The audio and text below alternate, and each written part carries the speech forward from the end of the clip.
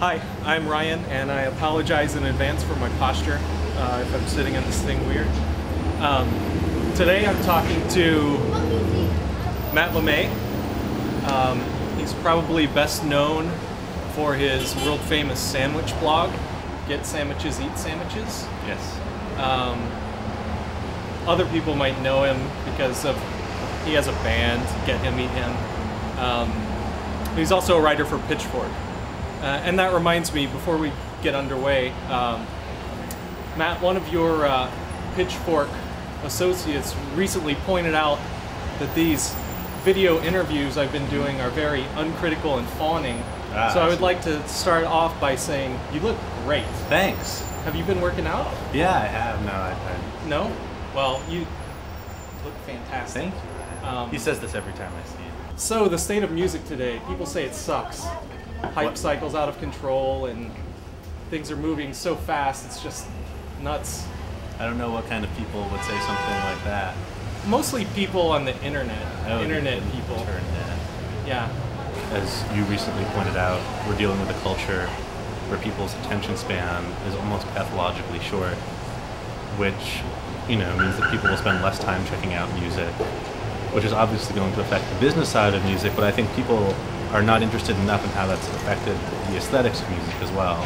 There seems to be a fairly obvious corollary insofar as music that's easy to process, music that you can get while you're checking your email and updating your blog, is going to be the music that sort of rises to the top of the culture, whereas music that requires a bit more of an investment to really parse is going to kind of slip through the cracks a little bit more and not get the kind of support that artists like that really need to keep developing their work. It almost has sort of cut out the middle ground, because you have the super out there stuff. You can listen to a really out there band and figure out what they're going for immediately. You can go, oh, this is totally crazy. They have, 8 people banging on badgers with carving knives, and it's totally nuts. And then you also have stuff that's immediately accessible, where all the reference points are right there, and it's very likable. And those bands, I think those sort of two categories of bands are the ones who rise to the top.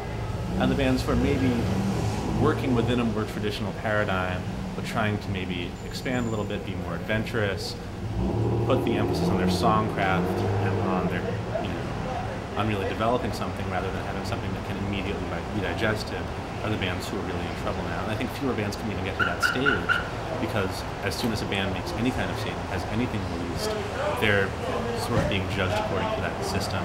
There's that rush now to be the first, to somehow get yourself, your personality, your entity, whether it's organization like Pitchfork being able to stamp, say we broke it, or if it's a blogger who personally wants to say, look, I found this and I did this, and kind of mix themselves up into the whole story, which is kind of I don't know, that's kind of sketchy, I think. The sort of visceral appeal of newness is really right there for people, that to pay attention to a band who put out 3 albums or 5 albums, to keep up with that really does require an investment.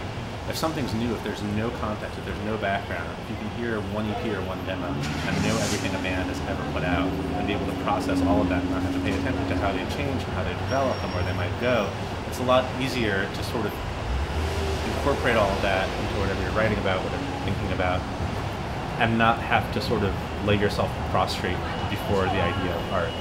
Once you start acknowledging that bands are growing and developing and working, then you're in some ways acknowledging that you can only understand it to an extent, that you're making your best effort to understand and to describe something, but that you can't ultimately control or contain it. And I don't think that appeals to people very much right now.